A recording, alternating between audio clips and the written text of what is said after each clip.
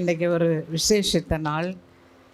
எல்லாரும் குருத்தோலை பிடித்து கொண்டு பவனி முடித்து, இன்றைக்கி நான் ஜெபத்தை பற்றி ஒரு சில வார்த்தைகள் பேசலாம் என்று நினைக்கிறேன். அது ஒரு பெரிய சப்ஜெக்டு. ஆனால் சுருக்கமாக 1-2 வசனங்களை வைத்து நாம் அதை தியானிப்போம். ஜெபம் என்று சொல்லும்போது நம்ம எல்லாருக்கும் ஜெபிக்க தெரியும்.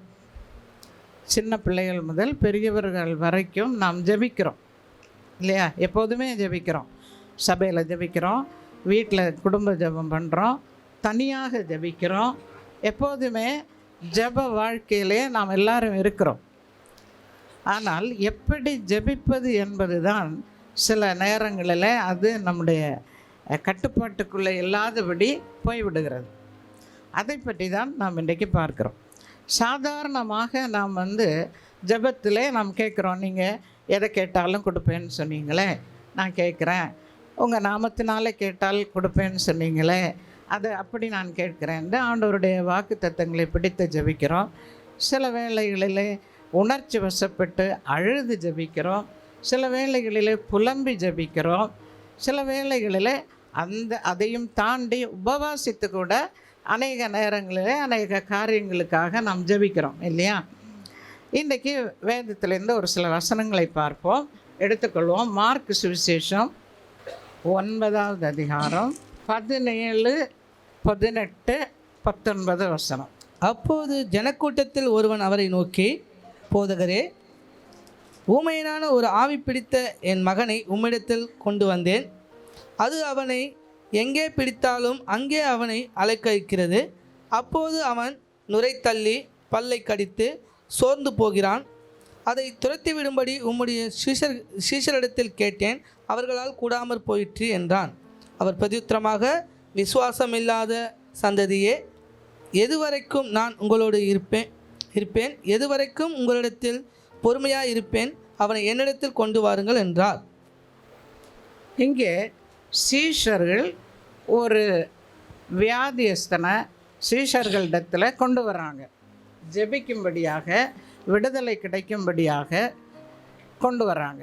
கொண்டு வரும்போது சீஷர்களால் என்ன செய்ய முடியலை, அந்த வியாதியிலிருந்து விடுதலையை பெற்றுக் கொடுக்க முடியவில்லை.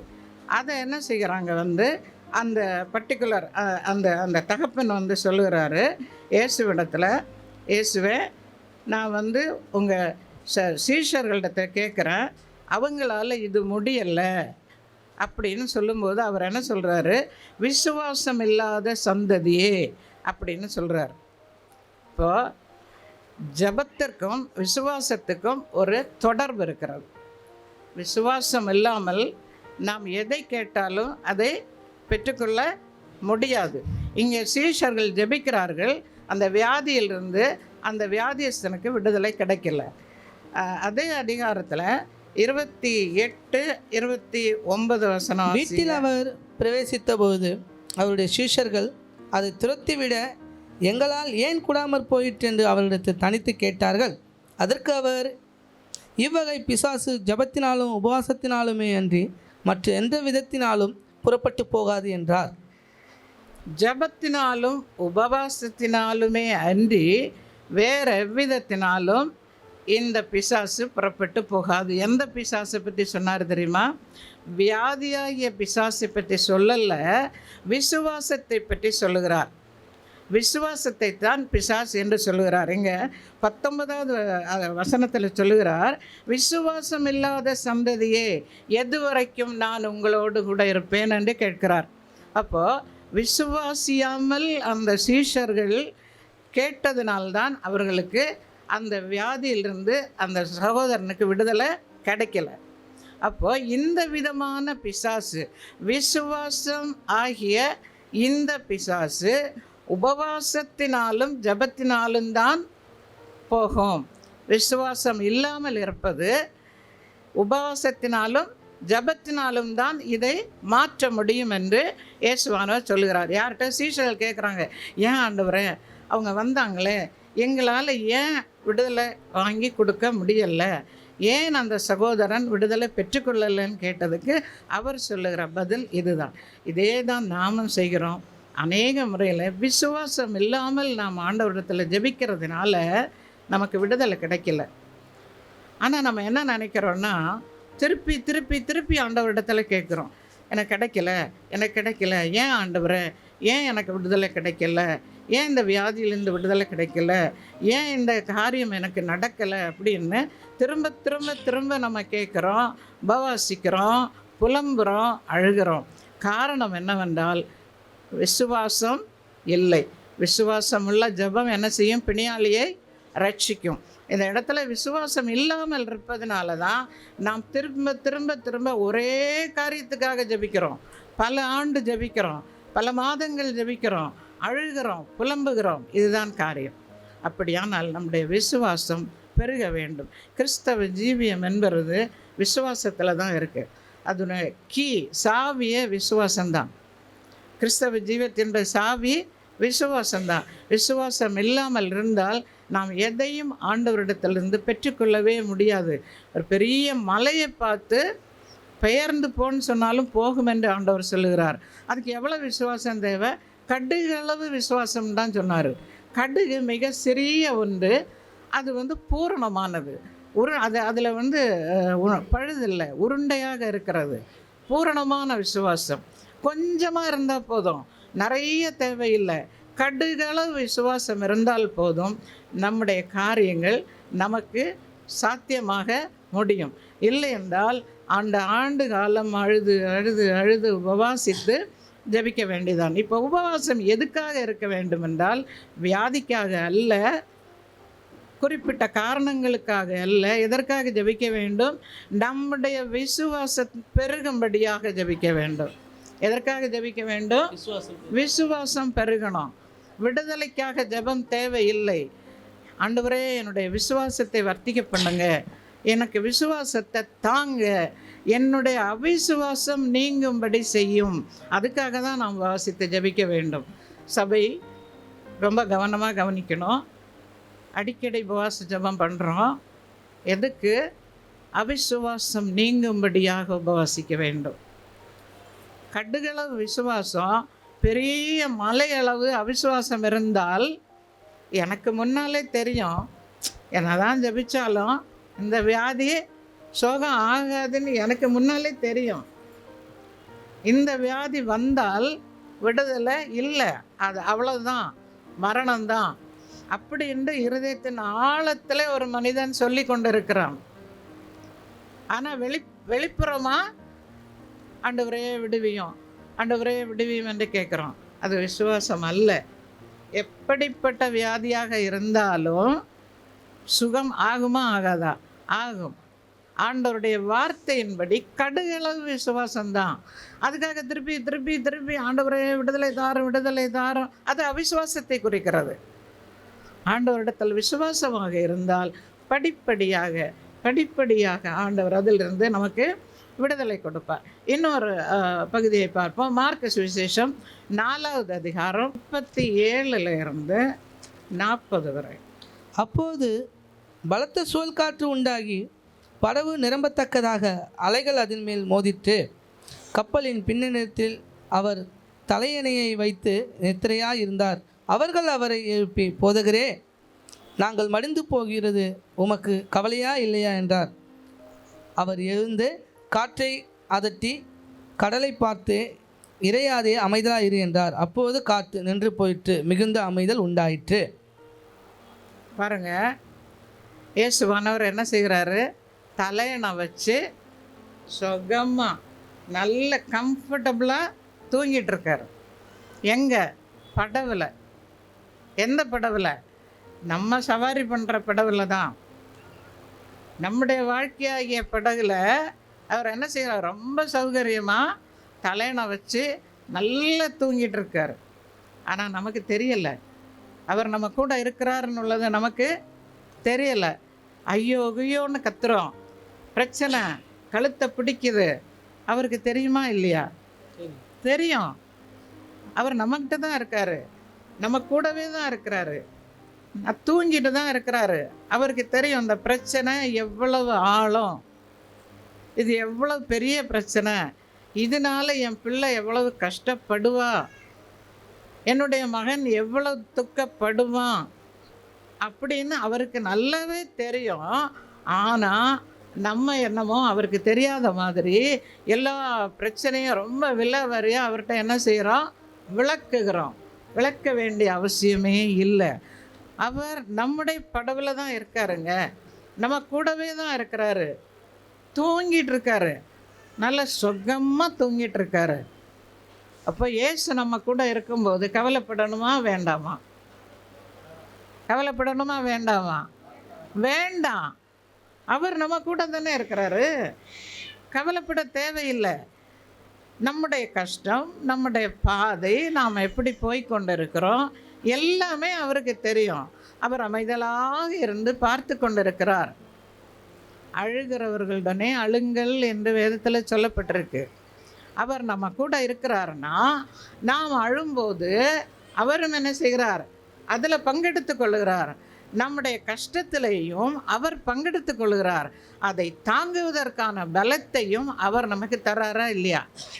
தராரு, கண்டிப்பாக தரார். அவருக்கு தெரியும் யாருக்கு எந்த கஷ்டத்தை கொடுக்கணும், எந்த பாதையை கொடுக்கணும் என்று அவருக்கு தெரியும். இந்த உலக வாழ்க்கை கஷ்டம் துயரம் நிறைந்தது தான்.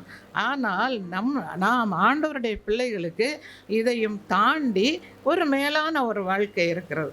நம்முடைய கண்கள் அங்கே தான் பதிக்கப்பட வேண்டும். நாம் நித்திய ஜீவனை பெற்றிருக்கிறோம். இப்போ நம்ம சாதாரணமான ஒரு வழியில் இல்லை. நம்ம சுகிதராஜ் பாஸ்டர் சொல்லுவார், நித்திய ஜீவனாகி அந்த ஹைவேல நம்ம ஏறி இருக்கோம். அந்த ஹைவே எங்கே கொண்டு சேர்க்கும்? கடைசியில் அங்கே தான் கொண்டு சேர்க்கும். நம்முடைய கோல் அதுதான், நோக்கம் அதுதான். எங்கே போய் சேரணுமோ அங்கே சேரணும். அப்போ இந்த உலகத்தில் என்ன வரும்? பாடுகள் கஷ்டங்கள் எல்லாம் வரும். நம்மை சுற்றி நெருங்கி நிற்கிற பாரமான யாவற்றையும் உதறி தள்ளிவிட்டு லக்கை நோக்கி ஓட வேண்டும். வியாதி கஷ்டம் தொல்லை பண கஷ்டம் இது எல்லாம் வரும். இது எல்லாம் இருக்கும். எனக்கும் உண்டு, உங்களுக்கும் உண்டு, பெரிய பரிசுத்தவான்களுக்கும் உண்டு, எல்லாருக்கும் உண்டு. அதனால் ஐயோ குய்யோ என்று நாம் கத்தி கதற வேண்டிய அவசியம் இல்லை. அவர் நம்மோடு கூட இருக்கிறார். நாம் அவை எல்லாவற்றையும் அப்படியே 2 கை வச்சு உதறி அப்படி தள்ளி பாதையை சரி பண்ணி கொண்டு கிளியர் பண்ணிட்டு அந்த ஹைவேல போயிட்டே இருக்க வேண்டியதான்.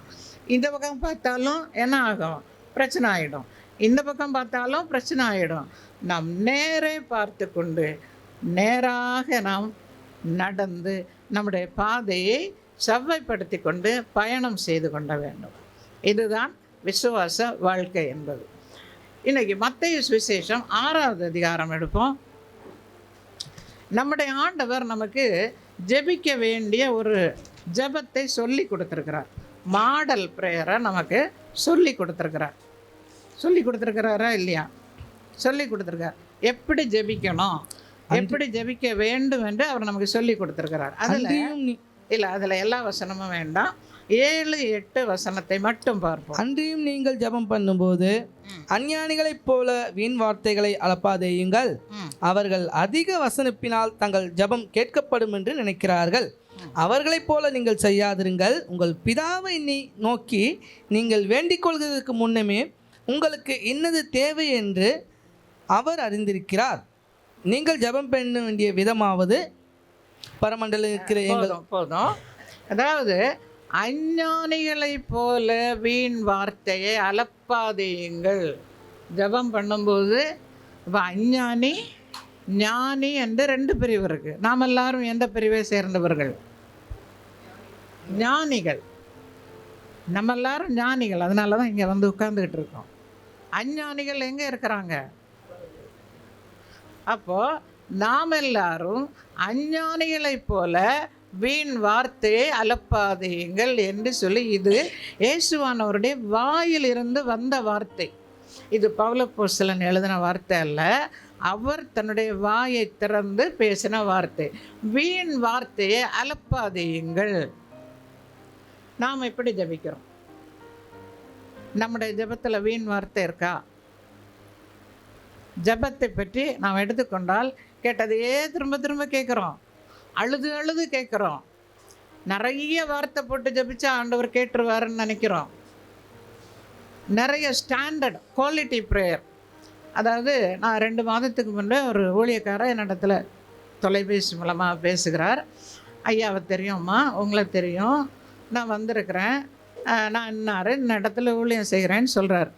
அப்போ நான் அவர்கிட்ட கேட்குறேன், அப்படி ஐயா, அப்போ உங்களுக்கு இந்த சகோதரனை தெரியுமான்ட்டு நான் இன்னொரு சகோதரனுடைய பேரை சொல்லி கேட்குறேன்.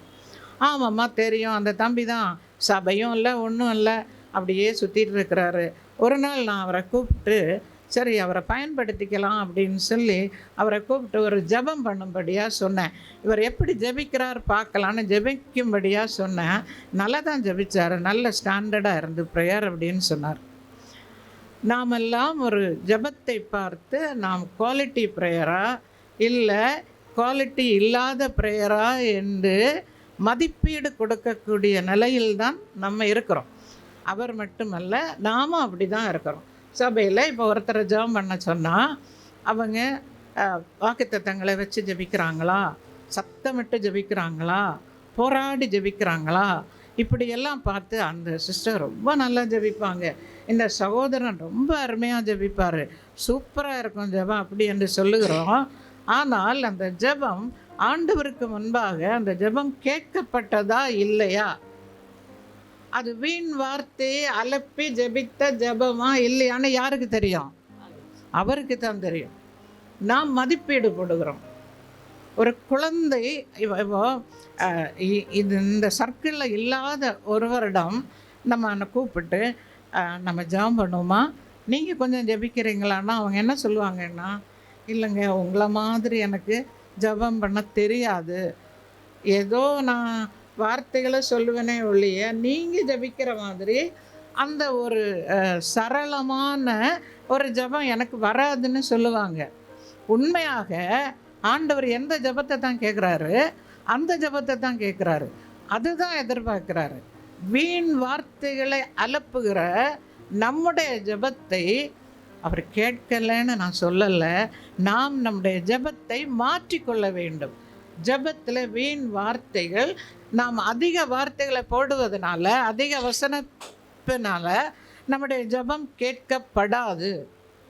திருப்பி திருப்பி பேசுகிறதுனால, அதாவது சிலர் சில பொய்களை உறுதிப்படுத்த 10 வாட்டி திருப்பி திருப்பி சொல்லுவாங்க. பல முறை சொல்வதனால் ஒரு பொய் உண்மையாக ஆகாது. அதே போல் பல முறை நாம் ஆண்டவரிடத்தில் திருப்பி திருப்பி செய்யுங்க ஆண்டவரே, செய்யுங்க ஆண்டவரே, செய்யுங்க ஆண்டவரே. ஒரு அப்பா கிட்ட நம்ம போய் அப்படி கேட்போமா? அப்பா கிட்ட என்ன சொல்லுவான்? அப்பா எனக்கு என்ன விஷயம் வேணும். சில அப்பாக்கள் தெரிஞ்சே கொடுத்துருவாங்க. அந்த பிள்ளையுடைய வயது வரம்பு வச்சு என்னுடைய மகனுக்கு என்னுடைய மகளுக்கு இன்னது தேவைன்னு தெரிஞ்சு கொடுப்பாங்க. சிலருக்கு தெரியாது, பிள்ளைகள் கேட்கணும். ஒரு தடவை அல்லது 2 தடவை கேட்டால் போதும், அதுக்கு மேலே கேட்கணும்னு அவசியம் இல்லை. ஏனென்றால் தகப்பன், பெற்ற தகப்பனுக்கு தெரியும். இங்கே நாம் நம்முடைய தகப்பன்கிட்ட என்ன கேட்குறோன்னா, திருப்பி திருப்பி திருப்பி இந்த கிராம்ஃபோன் ரெக்கார்டை திருப்பி திருப்பி தேஞ்சு போகிற அளவுக்கு போடுற மாதிரி நம்முடைய வாய் வலிக்கிற வரைக்கும், வாயில் தண்ணி வற்றி போகிற வரைக்கும் ஆண்டவரிடத்தில் கத்தி கத்தி கத்தி கேட்குறோம். அப்படி அல்ல.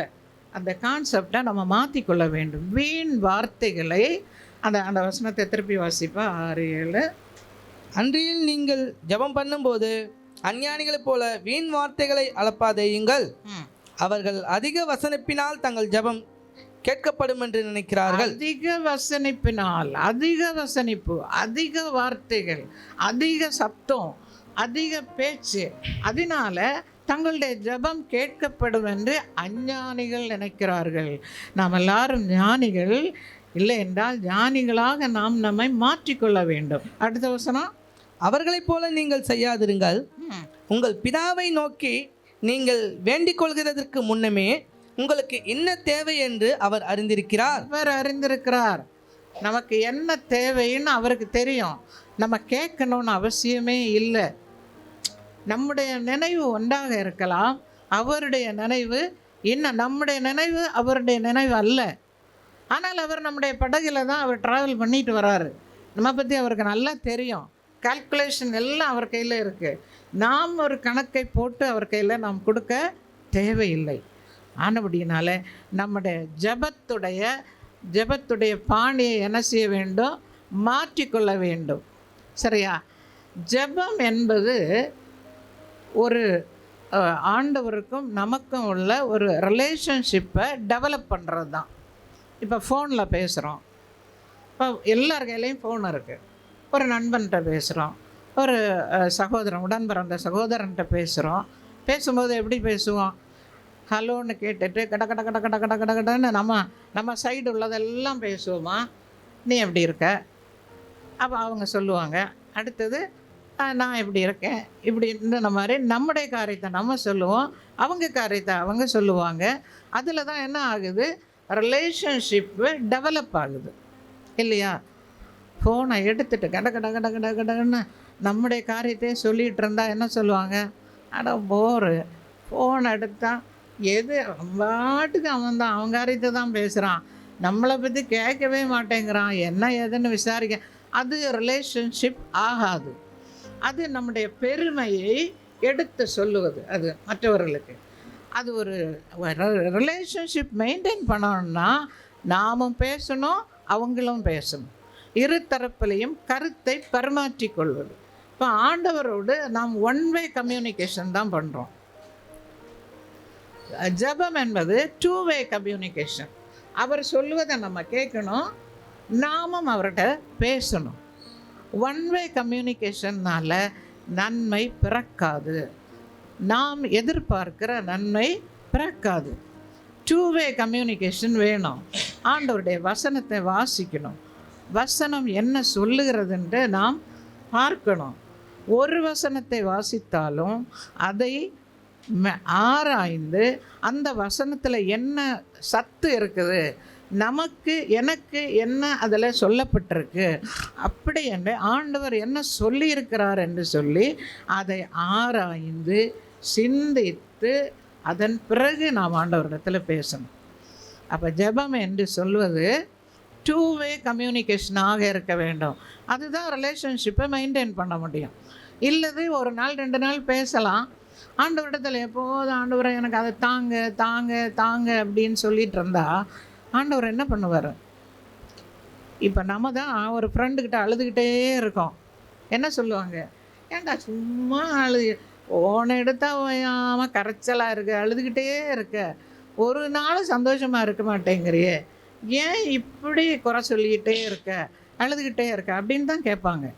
ஒரு மனிதனாக இருந்தால் அப்படி தான் கேட்பாங்க. நம்ம தேவாதி தேவனிடத்தில் என்ன சொல்கிறோம்? ஒன் வே கம்யூனிகேஷன் தான் பண்ணுறோம். அவர் சொல்கிறத கேட்குறதுக்கு நம்ம காதுகள் திறந்து இல்லை. 2 தீமோத்தேயும் 4வது அதிகாரம் எடுத்துக்கொள்ளுவோம். 3-4 வசனம் பாருங்க. ஏனென்றால் அவர்கள் ஆரோக்கியமான உபதேசத்தை பொறுக்க மனதில்லாமல் செவித்தினவுள்ளவர்களாகி தங்கள் சுய இச்சைக்கேற்ற போதகர்களை தங்களுக்கு திரளாக சேர்த்து கொண்டு சத்தியத்துக்கு செவியை விலக்கி கட்டுக்கதைகளுக்கு சாய்த்து போகும் காலம் வரும். என்னடா செவித்தின உள்ளவர்களாகி அப்படின்னா காதில் என்னது? சொறி, காதில் சொறி பிடிச்சிருக்குன்னு சொல்லப்பட்டிருக்கு வசனத்தில். நமக்கு ஏற்றபடி, நம்முடைய விருப்பத்துக்கு ஏற்றபடி, நம்முடைய இஷ்டத்துக்கு ஏற்றபடி நாம் என்ன செய்கிறோம்? வசனத்தை மாற்றிக்கொள்ளுகிறோம், வார்த்தைகளை மாற்றிக்கொள்ளுகிறோம், ஆண்டவரிடத்தில் நம்முடைய இஷ்டத்துக்கு ஏற்றபடி பேசுகிறோம். ஏனென்றால் செவித்தின உள்ளவர்களாகி காதில் வசனத்தை கேட்டாலும் அந்த வசனம் சரியானபடி உள்ளே போகலை, காதில் சொறி பிடிச்சிருக்கு. நம்முடைய காதுகளில் வசனத்தை நமக்கு சாதகமாகவே என்ன செய்து கொள்ளுகிறோம்? மாற்றிக்கொள்ளுகிறோம். சரியா? ஏன் அப்படி? நம்முடைய வாழ்க்கையை நாம் மாற்றிக்கொள்ள வேண்டும். இந்த பலிபீடத்திலிருந்து வருகிற வேத வசனங்களை நமக்கு சாதகமாக இல்லாதபடி நாம் ஆண்டவரோடு கூட நாம் அந்த வசனத்தை வைத்து தியானித்து அதற்கப்புறமாக ஆண்டவரிடத்தில் நாம் விண்ணப்பத்தை வைக்க வேண்டும். எப்போதுமே வாழ்க்கையில் அழுது கொண்டு இருக்க வேண்டாம். எல்லாருக்கும் கஷ்டம் இருக்கிறது, எனக்கும் இருக்குது. அவங்க நல்லா இருக்காங்க, அவங்களுக்கு என்ன பொறுப்புகள் எல்லாம் முடிஞ்சாச்சு, ஜாலி வாழ்க்கையில் அப்படி என்று சொல்லி நாம் யாரையும் கணக்கு போட முடியாது. எல்லாருக்கும் நம்ம தமிழில் ஒரு பழமொழி சொல்லுவோம், வீட்டுக்கு வீடு வாசப்படி என்று சொல்லி.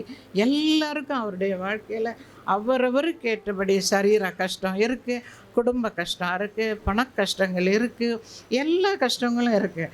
ஆனால் அது எல்லாம் வெளியே காட்டாதபடிக்கு வாழ்க்கையில் எல்லாவற்றையும் எல்லா சூழ்நிலைகளையும் சாதகமாக எடுத்துக்கொண்டு அதிலே வாழ்வது தான் வாழ்க்கை என்பது. அழுது கொண்டிராமல், புலம்பிக் கொண்டிராமல், எப்போதுமே புலம்பி இராமல், அதையும் சாதகமான சூழ்நிலையாக எடுத்து தேவ சமூகத்தில் நாம் விசுவாசத்தில் முன்னேறி செல்வது தான் ஆவிக்குரிய வாழ்க்கை என்பது.